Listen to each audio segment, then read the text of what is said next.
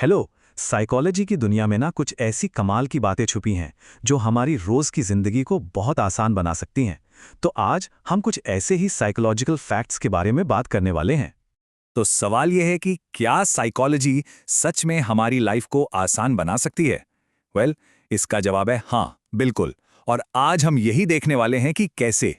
आज हम 4 हिस्सों में इसे समझेंगे। सबसे पहले अपने दिमाग की अंदरूनी दुनिया को देखेंगे, फिर मूड को कैसे हैक किया जाए, इसके बाद लोगों से जुड़ने की कला और आखिर में मुश्किल सिचुएशंस के लिए कुछ कमाल के टिप्स।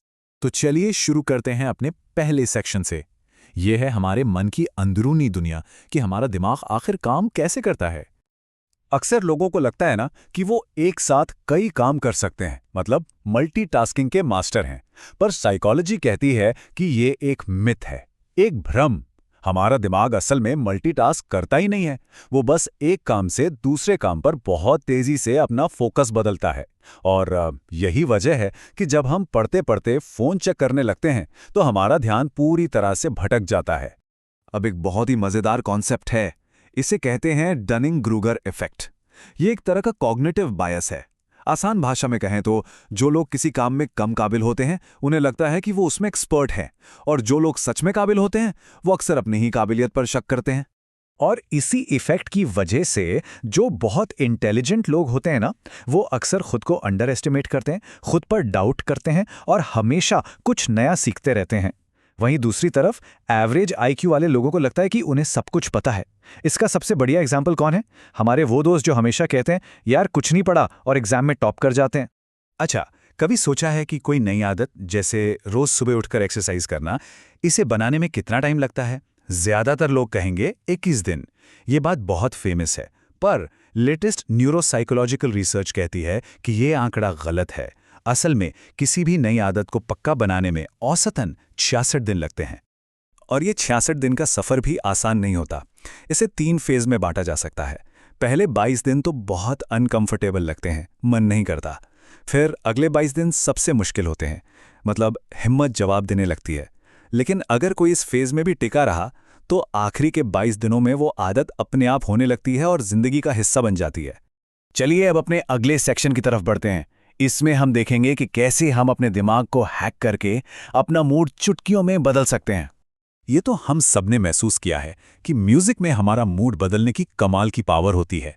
2011 में एक स्टडी हुई थी जिसमें पता चला कि हम जैसा म्यूजिक सुनते हैं दुनिया हमें वैसी ही नजर आने लगती है।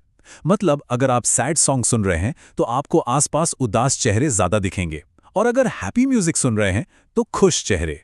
जरा सोचिए, आप किसी बहुत बड़ी प्रेजेंटेशन के लिए जा रहे हैं और दिल जोरों से धड़क रहा है, घबराहट हो रही है। ऐसे में क्या करें? बस अपना कोई पसंदीदा गाना गुनगुनाने लगे।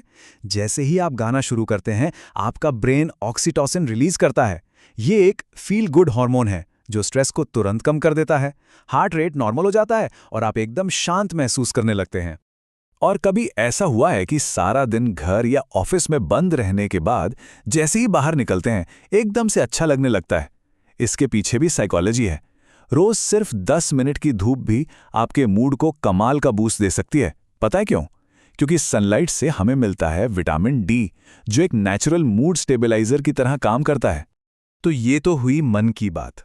अब चलिए देखते हैं कि हम बाहर की दुनिया में यानी लोगों के साथ अपने कनेक्शन को कैसे बेहतर बना सकते हैं। किसी से मिलते ही एक इंस्टेंट कनेक्शन कैसे बनाएं? इसके 3 बहुत सिंपल तरीके हैं। पहला, बात करते हुए उनका नाम इस्तेमाल करें। लोगों को अपना नाम सुनना बहुत पसंद होता है। दूसरा, उनकी बॉडी लैंग्वेज को हल्का सा मिरर करें। मतलब अगर वो आराम से बैठे हैं तो आप भी वैसे ही बैठें। इसे कैमेलियन इफेक्ट कहते हैं। और तीसरा, उनसे कुछ सीखें। जब आप किसी से उनकी पसंदीदा चीज के बारे में पूछते हैं और सच में इंटरेस्ट दिखाते हैं तो वो आपको तुरंत पसंद करने लगते हैं। लेकिन कई बार ऐसा होता है ना कि बातचीत बीच में ही रुक जाती है, समझ नहीं आता कि आगे क्या बोलें। तो ऐसे में क्या करें? इसका एक बहुत ही पावरफुल साइकोलॉजिकल ट्रिक है। आप उनसे कोई सवाल पूछिए और जब वो जवाब दे दे तो आप कुछ मत बोलिए, बस खामोशी से उनकी आंखों में देखते रहिए और सुनते रहिए। ज्यादातर लोग उस साइलेंस को भरने के लिए अपने आप और ज्यादा बताने लगते हैं। ये ट्रिक तब तो बहुत काम आती है जब आपको लगे कि सामने वाला कुछ छिपा रहा है।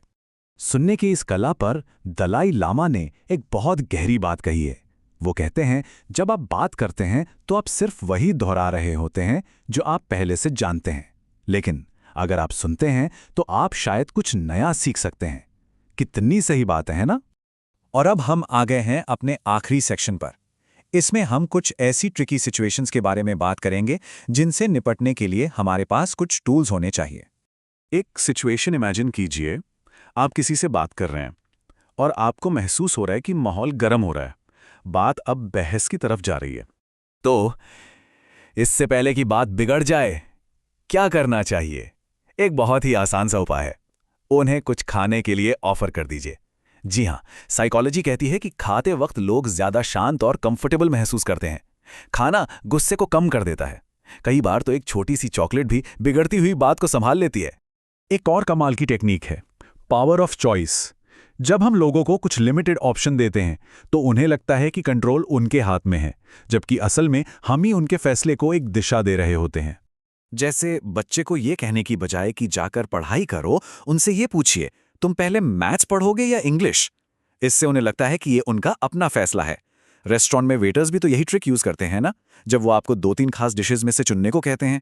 तो हमने जो भी बातें की उनका सार क्या है? यही कि साइकोलॉजी की ये छोटी छोटी सिंपल सी लगने वाली बातें हमारी जिंदगी में सच में बड़े बदलाव ला सकती हैं।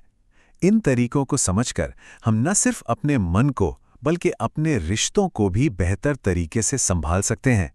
तो अब जाते जाते एक सवाल, आज हमने जिन साइकोलॉजिकल फैक्ट्स के बारे में बात की, उनमें से कौन सी चीज आप अपनी रोज की जिंदगी में सबसे पहले नोटिस करने वाले हैं?